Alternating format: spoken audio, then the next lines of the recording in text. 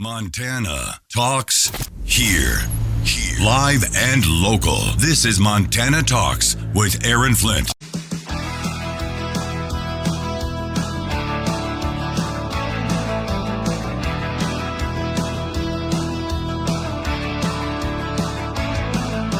Broadcasting live across the great state of Montana, powered by the Montana Electric Cooperative Association. Your Montana Electric Cooperative, they do much more than keep the lights on for you. This is Montana Talks with Aaron Flint. Well, I'll tell you what, we'll get to your phone calls and more in the second half of the show here this morning, but we've got a great guest here in studio with us on Montana Talks here in the first half of the program. I first heard this gentleman's name probably over 20 years ago. I heard it through some great friends in Missoula, Montana, Jeff and Deb Greer, and all the great folks, Dan Rosted out in Big Timber, all these great folks who are a big part of the Montana Prayer Breakfast. And they were telling me about the National Prayer Breakfast, and I think one of the speakers back then was Ambassador Tony Hall, a former Democrat member of Congress out of the state of Ohio, and they just said, this guy is just incredible, and some of the work that he's gotten to do. Anyway, we've got Ambassador Tony Hall in the house with us. He just spoke at the Community Prayer Breakfast in Billings earlier this morning. Ambassador, great to see you. Aaron, it's great to be with you. Thank you. Can't believe it. I first heard your name over 20 years ago, and I'm just now finally getting to meet you. It's been a long time. You know, the National Prayer Breakfast and this whole concept of doing, you know, whether it's a mayor's prayer breakfast or a governor's prayer breakfast, really a big part of that effort really started here in Montana. I think Butte, Montana, if I'm not mistaken, right? I think it started in 1960. And it started from a guy by the name of Abram Verady. Actually, he was in, I think, Oregon for a while. And then it came here, and then, you know, they decided to take it to Washington, D.C. and you know, to be part of the national leadership. And I think the first prayer breakfast, matter of fact, I know, was with President Eisenhower. And he had said that when he was the Supreme Commander during World War II, that, you know, he felt that there was something special going on with him, you know, with these prayers especially. And when he became President of the United States, he felt, you know, this is the loneliest job in the world. And his best friend was Senator Carlson from Kansas. And that's where, of course, President Eisenhower was from. And President Eisenhower said, you know, why don't you come over to the White House and tell me about what you're doing, Senator? And they started talking about it. He says, you know, we have a group in the Senate that gets together, and we pray together, and there's quite a few of us, and we'd like for you to come down, and we'll pray with you, and we'll read the scripture. And the House of Representatives found out about it, and they said, look, if the president's coming down, we want to be part of that. And, you know, to make a long story short, that was the start of the first prayer breakfast. Yeah, wow. And it's really been, you know, there's not too many things that are truly bipartisan anymore, and not even so much bipartisan, but, I mean, you get world leaders of multiple faiths and some crazy backgrounds that all get together for the National Prayer Breakfast and more. All right, well, looking forward to catching up with Ambassador Tony Hall, former Democrat member of Congress out of Ohio as well. He was actually appointed ambassador to the United Nations Agencies for Food and Agriculture by then President George W. Bush. Lots to talk about. I heard his speech this morning. It was incredible, so stand by.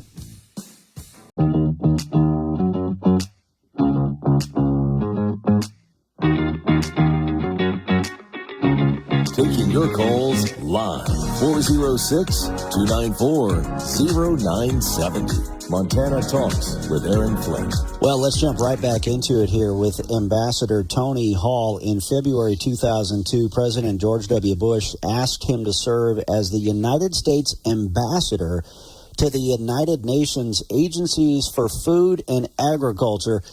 Ambassador, I'm sure you're probably aware of this. The United Nations is kind of a bad word. That's kind of like a cuss word here in Montana. But what a remarkable position for you to get assigned to. You actually, pull that microphone up just a little bit more if you don't. There we go. You actually were stationed in Rome. You served as an ambassador in Rome. That had to be incredible.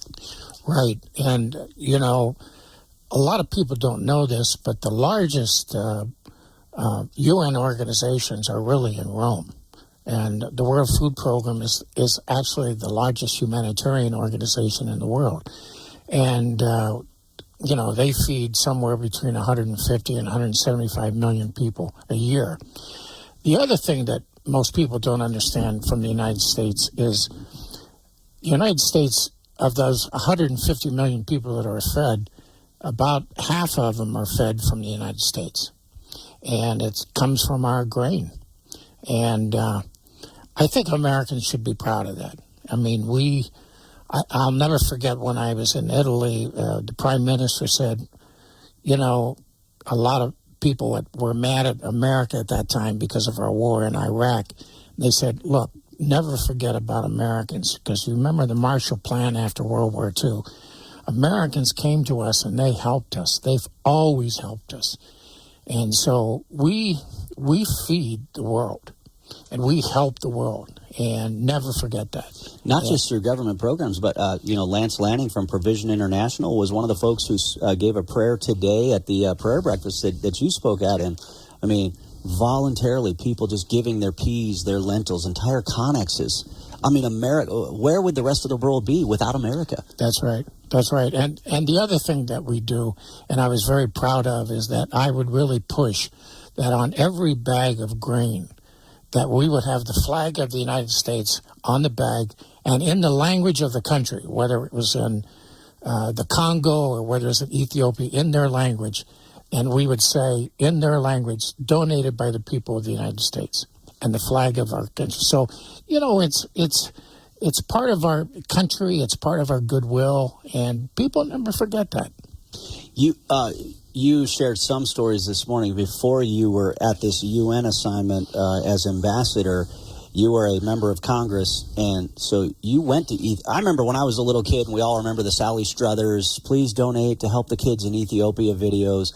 But you actually went to Ethiopia. You were there when you just saw a sea of people, and you described it this morning where people were handing you their babies because you had to decide who was going to live and who was going to die.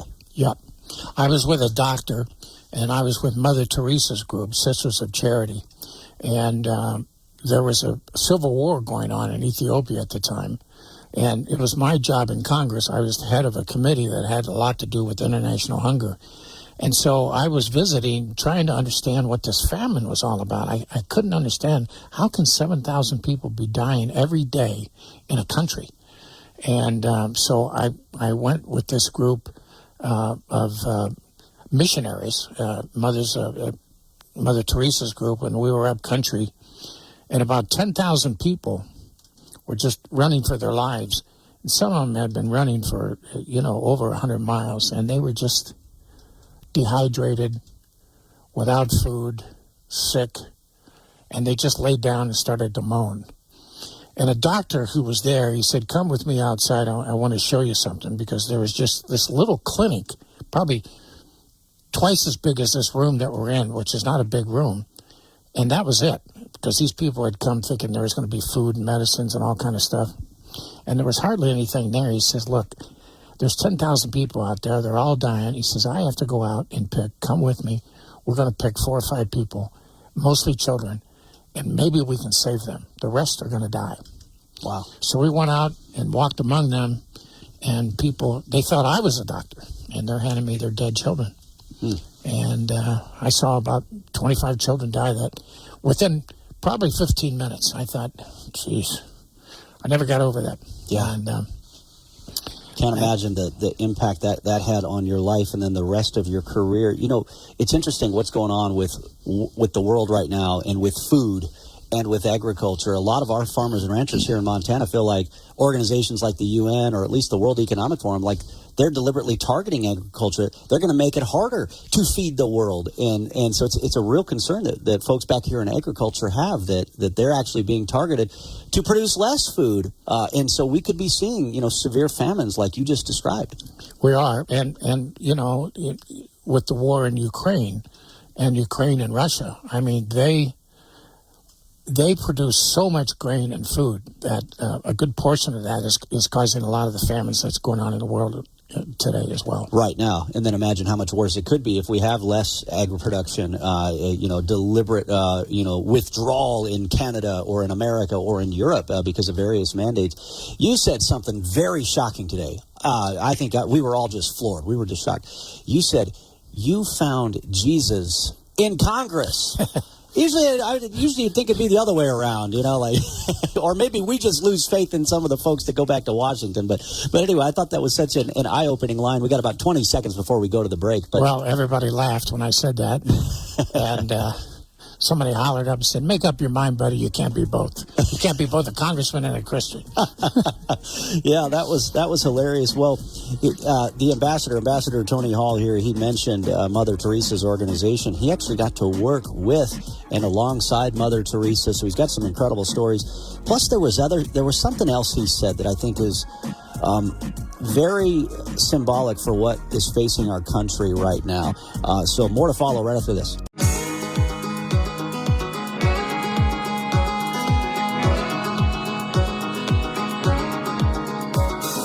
Talking about the issues that matter to Montana, statewide. This is Montana Talks with Aaron Flint. Yeah, remarkable career when you look through Ambassador Tony Hall's bio here. I mean, he's been all over the world. I think we talked a little bit about Africa. He talked about the Middle East this morning. He's had several visits to North Korea.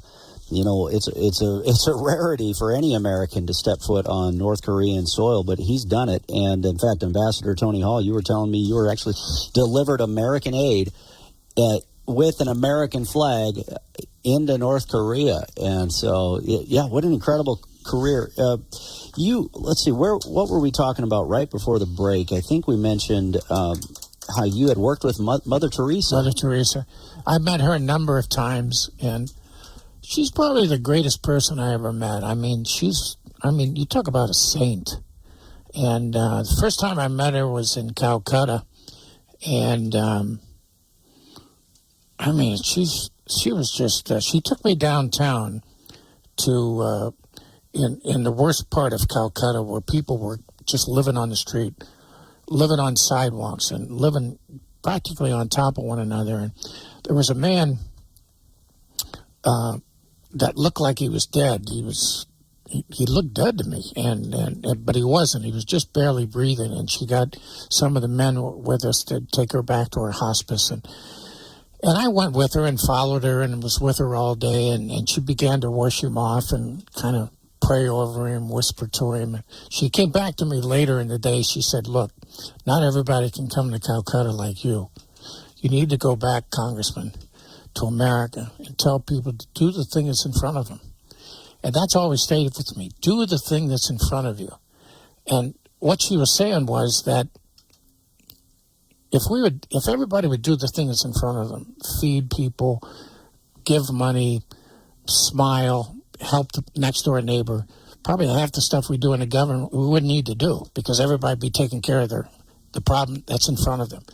And she said, do the thing that's in front of them. That's a great line. It kind of reminds me, isn't there a Bible verse about why don't you want to grow where you've been planted? Something to that effect, too. Because we always get, there was like that Tool Time home improvement episode where when at home man dreams of adventure, when on adventure man dreams of home. Well, do the thing that's in front of you. That's fascinating. I shared a Mother Teresa story, and my pastor, who was actually there today, Pastor Alex Che, his parents escaped North Korea. He's Korean-American, and he, in one of his sermons one time, talked about Mother Teresa, and she was interviewed before she passed away. It was probably 60 Minutes or somebody. I told this story in Scobie, Montana here recently, but she was basically asked by these reporters, well, you've dedicated your life to fighting poverty, and yet we still have poverty. Do you feel like your life was a failure? Something to that effect. And she says, I didn't come here to win. I came here to serve. Something to that effect. Yeah. Well, that's the way she was. I mean, I remember a reporter asked her once, don't you think what you do is a drop in the bucket? And she said, no, what I do is a drop in the ocean. But if I didn't do it, it'd be one less drop. When I first met her, she didn't say, hi, how are you? What's your name? She grabbed my hand, and she grabbed this right hand, and she grabbed all 5 fingers. She said, I want you to always remember. And she took started with the thumb, for the least of these. Right out of Matthew 25. That's the first thing she said to me. She didn't say, hello, get lost, drop dead. She said, Get in for line. the least of these. That's the first thing she said. Wow. That's remarkable. And I think about that, too. Some of the other folks that were in the room at this community prayer breakfast this morning that was emceed by the mayor of Billings. Lance Lanning was there, Provision International. And, man, his organization, they're doing all this type of work all over the world. By the way, you're going to be in Great Falls tomorrow for another prayer breakfast there. So for folks who are here in Ambassador Hall, if you're listening in Great Falls right now, you'll be there tomorrow morning. So that's great. Looking forward to it. On another note here, you see what's going on in America right now, and I think about it. There's lots of National Day of Prayer events going on. There's a prayer breakfast in Billings today, Great Falls tomorrow. There's on Thursday at the steps of the Yellowstone County Courthouse. There's going to be a prayer gathering there. There's a lot of things to pray for. There's a lot of things we could be praying for right now. What do you think people? What do you think people could pray for specifically right now? Well, we need to pray for our leaders. It says in 1 Timothy, we need to pray for our leaders, kings, people in authority. Why? Why would we pray for our leaders? Are they better than us? No. You pray for our leaders because it goes on to say in the scriptures that so that the people, which is us, can live peaceful and tranquil lives in all godliness and goodness. And you pray for the leaders so that the people can live better lives. And, when you look around the world, the famines, the tsunamis, the arguments, the lack of bipartisanship, people are not really praying for their leaders. We need to do a better job of that. And God says do that. And so we need to pray for our leaders. We need to pray. Whether you agree with them or not. Right? Whether you agree with them or not. And I thought that you made an amazing prayer today. Pray for our enemies. That's not easy to do, to pray for our enemies and to pray for those people that are against us. I pray for my family and friends. I pray right out of John 17. I pray for three things that Jesus prayed for. And he says that when he prayed for his disciples, he prayed for three things: that they be protected in his name, the name of Jesus. But number two, that they be kept from the evil one. They be kept from Satan. And number three, that they would be sanctified, which means set apart for the work. And I pray those three things almost every day for my family. And so that's what I pray for. You talk about praying for our leaders. You shared a great a line that you first learned in Africa this morning. When the elephants fight, the grass dies. Yeah. You can just see it. You can see what's happening in America right now, where America's gigantic leaders are just clashing on everything. Yeah. Or major movements are these campus clashes that are going on right now.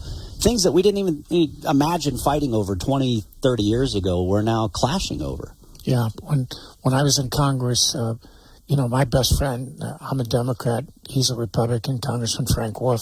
We met together every week. We traveled together. Our wives were good friends. We prayed together. We read scripture. And we were best friends. And we never got in an argument. And there are some members of Congress that are really praying together and doing that. And you don't hear about it very, very much, but we need a lot more of that. We really do. And we need leaders led by God. We really do.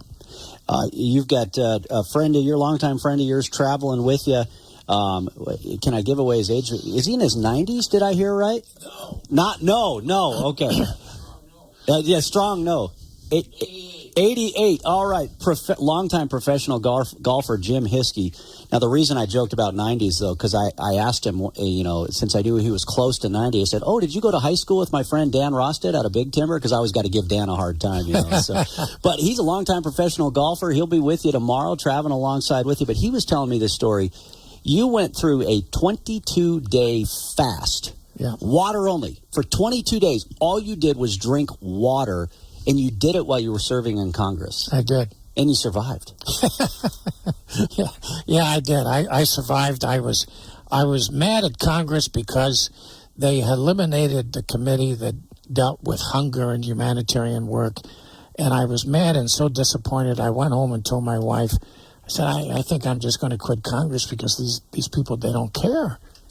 And she said, did you ever think about fasting? And we went and read Isaiah 58, which is a great chapter on fasting. And I said, you mean, are you crazy? You know, I wanted to say that to my wife. Another one on the honeydew list. Thanks, honey. Right? Yeah. And so the next day, you know, after reading it and after calling a few friends and praying about it, I went on a fast, and I told the Congress that I was going to fast until something good happened. And there were like 30 TV cameras on, and I thought, this guy is crazy. This guy's nuts. It's never going to work. My staff said, nobody, you know, your district is never going to elect you again because they're going to think you're nuts. I'd get a little grumpy, too, about one day into it. Well, the first 7 days was difficult. Anyway, to make a long story short, 10,000 high schools fasted with me, 200 universities. They didn't fast for 22 days like I did, but a lot of good things happened. And to make a long story short, the World Bank called me and said, would you come and make a speech? And we were moved. We've been reading in the New York Times and the Washington Post, and CBS has been reporting this. And if you make a speech, we might do something.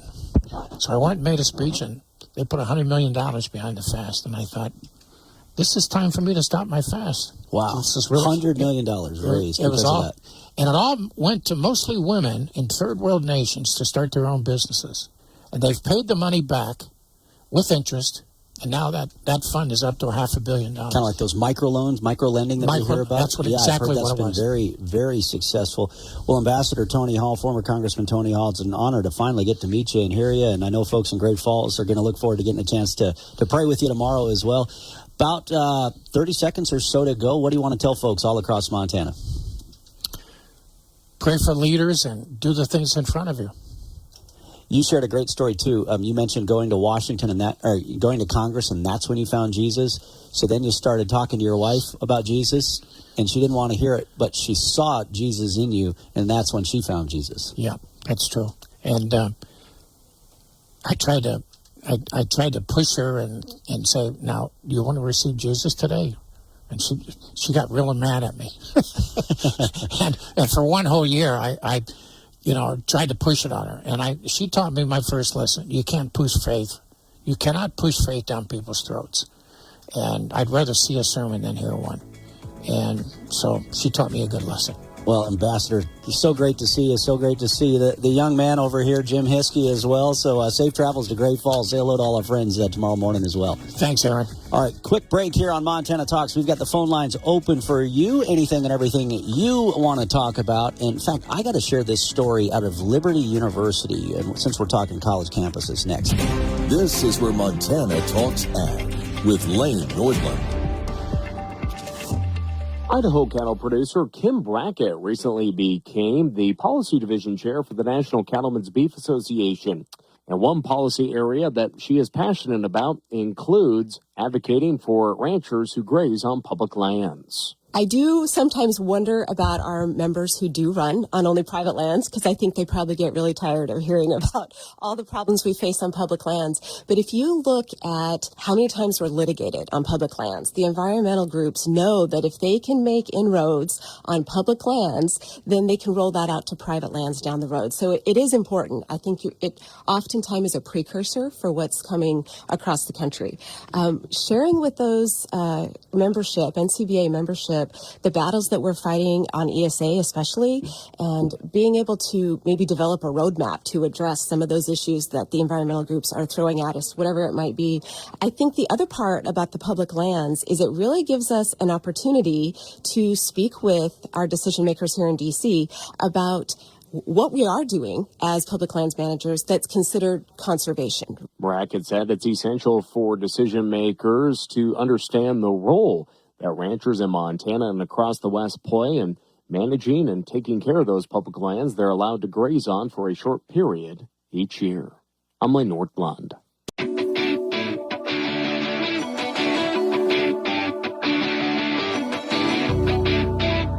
This is where Montana Talks. Montana Talks with Aaron Flint. All right. Hey, we got phone lines open for you. You know, we had so many great phone calls on the show yesterday, but we didn't get to everybody. We ran out of time. So thankfully, I see we've got Susan in Missoula on the phone lines. We'll get to you here in a second. And then we got John Jackson, the Joker from Twitter, sidekicking with us here during our open phone segment. John, great to see you. Hey, first off, we just had a great conversation with Ambassador Tony Hall talking about these community prayer breakfasts that are taking place across the state. And, man, I know a lot of folks are lifting up some law enforcement officer families in their prayers right now. You're from North Carolina. Originally, you grew up there, and you're a retired federal law enforcement officer. Just a loss of several officers yesterday. Yeah, really sad news to report out of Charlotte, North Carolina, my hometown. Yesterday, the U.S. Marshals Task Force served a warrant on a guy, and this resulted in a massive firefight in which, latest count now, this is varying hour by hour, but 8 police officers were shot, and now 4 of them are dead. And really, it's the worst massacre ambush of police officers in Charlotte, North Carolina ever. And it might be the biggest one for the United States in the last few years. Just really, really sad stuff. And once again, this was very likely a career criminal that should not have been on the streets in the first place. Brought to you by the left-wing Democrat Party, Joe Biden, George Soros, and all of these left-wing mayors and DAs. Yeah, it's so crazy. I mean, how many stories have we seen time and time again where it's a career criminal that are committing these violent, heinous acts? They shouldn't have been out on the streets in the first place. So crazy. One story I wanted to share real quick, and then we'll get into your phone calls here. I mentioned this just before the last break, but we see everything going on these left-wing college campuses.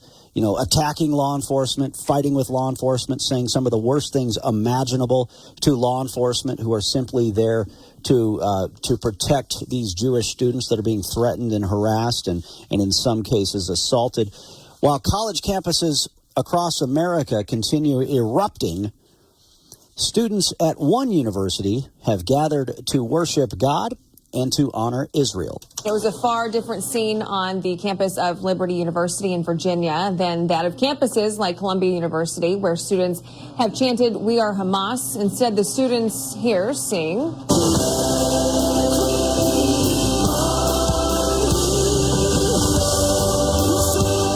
To cap off the end of their semester, students gathered to pray for their nation and read the Bible in what school officials say is stark contrast to the rage-filled and often angry protests that have become commonplace on the nation's campuses. All right, there you go. That was a Fox News radio report from earlier this morning.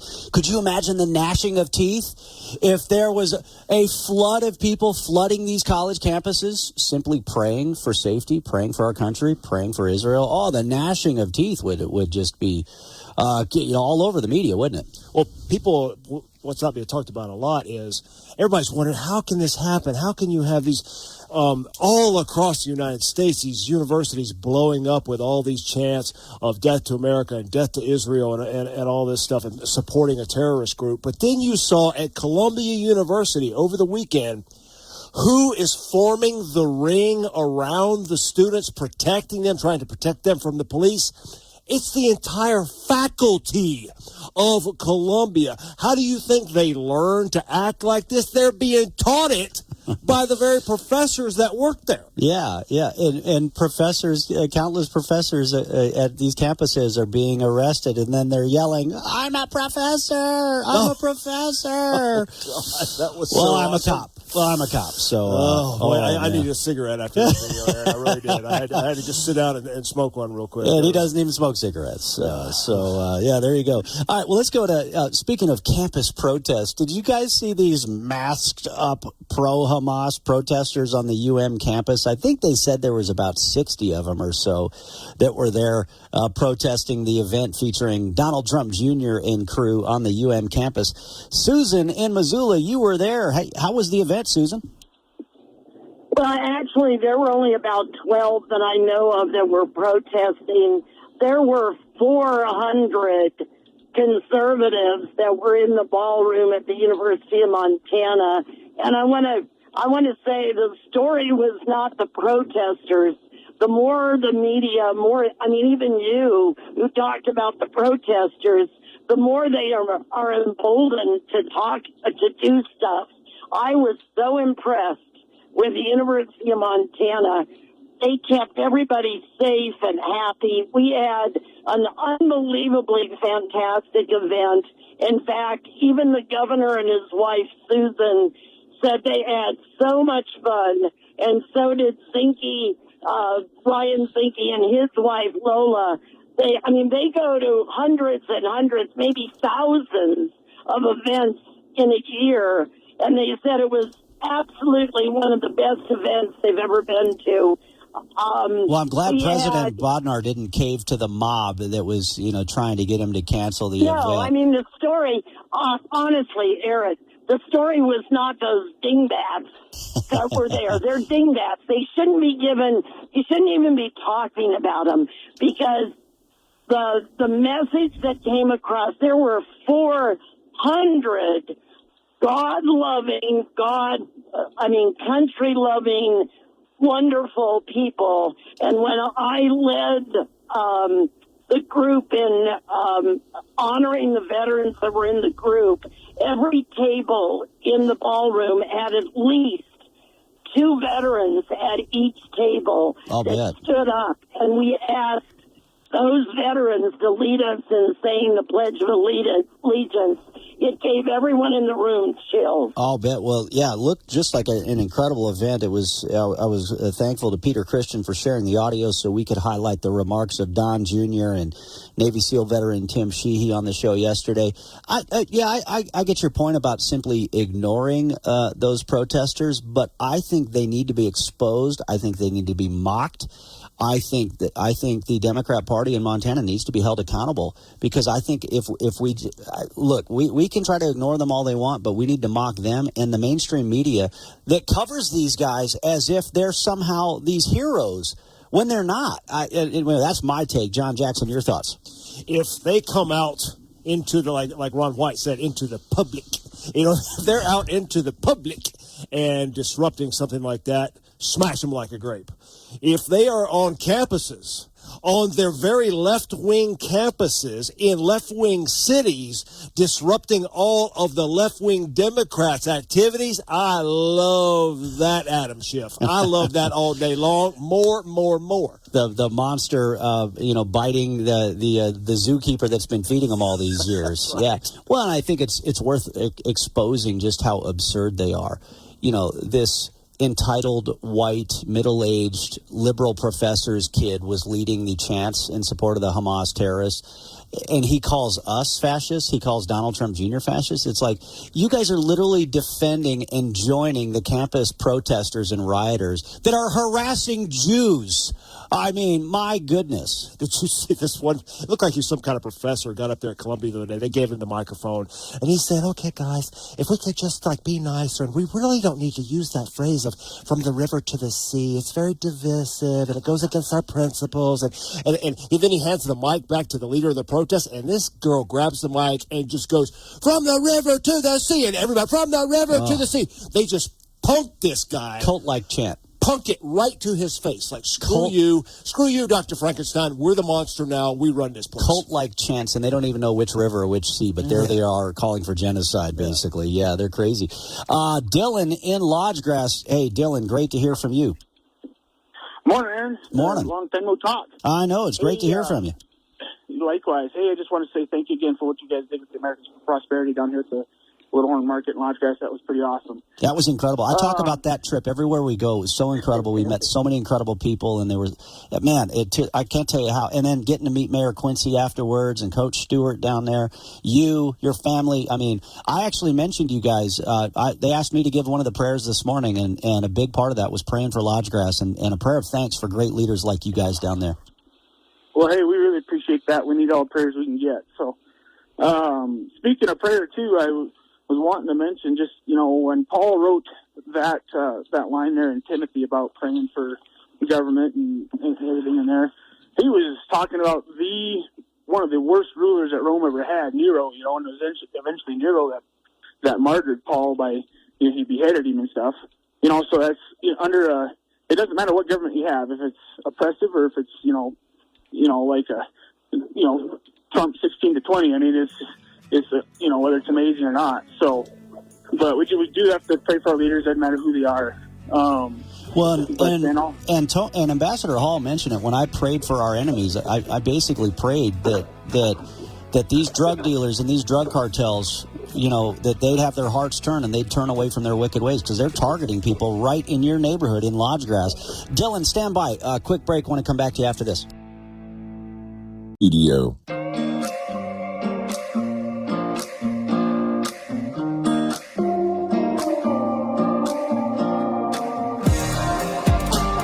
Broadcasting live across the great state of Montana, powered by the Montana Electric Cooperative Association. Your Montana Electric Cooperative, they do much more than keep the lights on for you. This is Montana Talks with Aaron Flint. Yeah, great. Caught up with Dylan in Lodgegrass a little bit more during the break there, and he also wanted to say, hey, pray for these families in Charlotte, North Carolina as well. Dylan, you had one other topic you wanted to throw out there, water rights concerns on the Crow Reservation. Yeah, so I heard the other day, and I don't know a lot of information about it. I didn't get a chance to actually look it up and see exactly what's going on with it. But I know there's an petition or something for an injunction going on to try to stop this lawsuit or something by the Crow tribe that's wanting to restrict water rights for any deeded land or any basically non-tribal land. So just for those in Bighorn County, just or with any land on their reservation, just say, hey, get onto this deal and try to figure out and fight that. I mean, it's not. I mean, there's nothing racial about it. You need to have access to your water. Just a water rights issue, yeah. So be advised that something may be in the works. All right. Hey, thanks for the heads up. Thanks for the call, and yeah, Dylan, again, so great seeing you guys down there.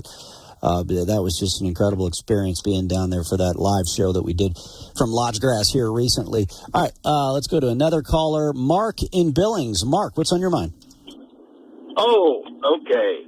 Hey, I was thinking, somebody was talking to me the other day, and they said that they were talking about, you know, the current political climate and the way we're pretty polarized. And they said people that want to follow Christ or believe in God, their life should be picture an XY axis, and on one of them is humility, and the other one's hope. And where do we fit on that?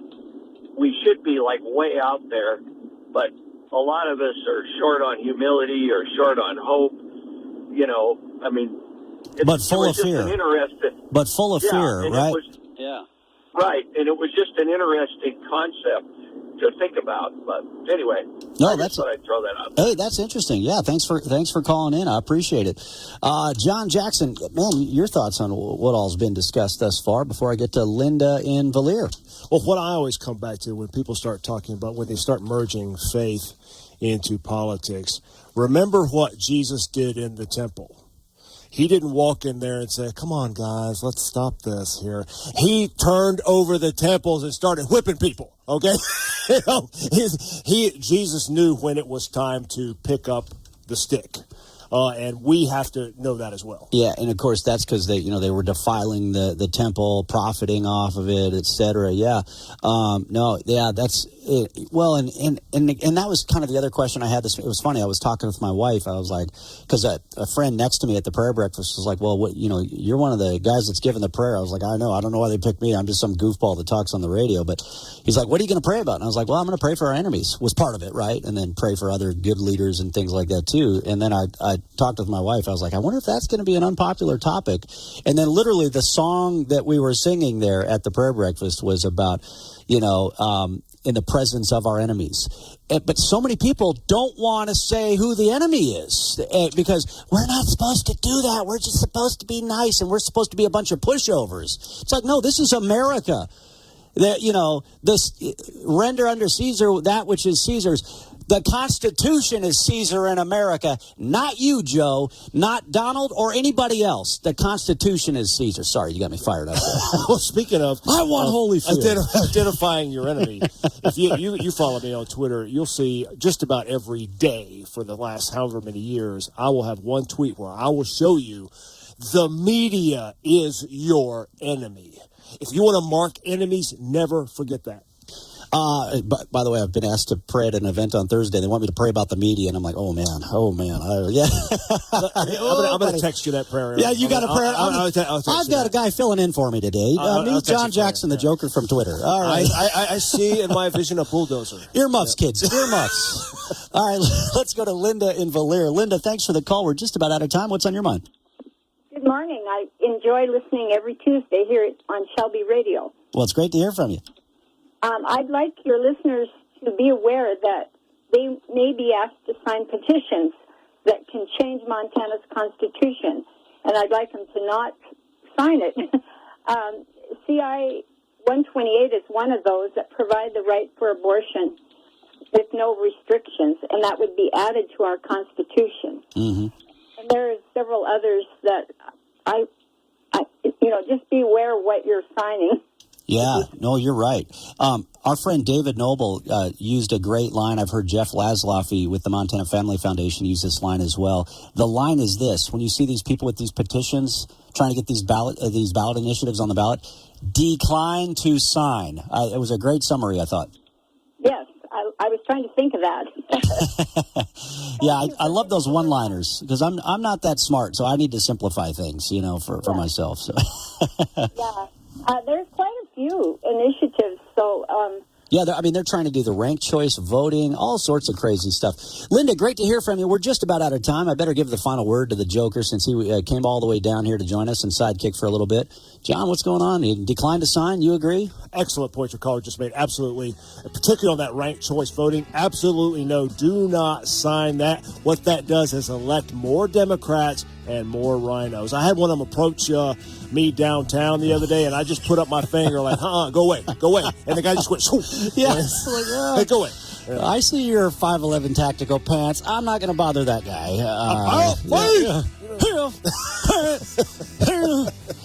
Grandpa Lou's doing push-ups now.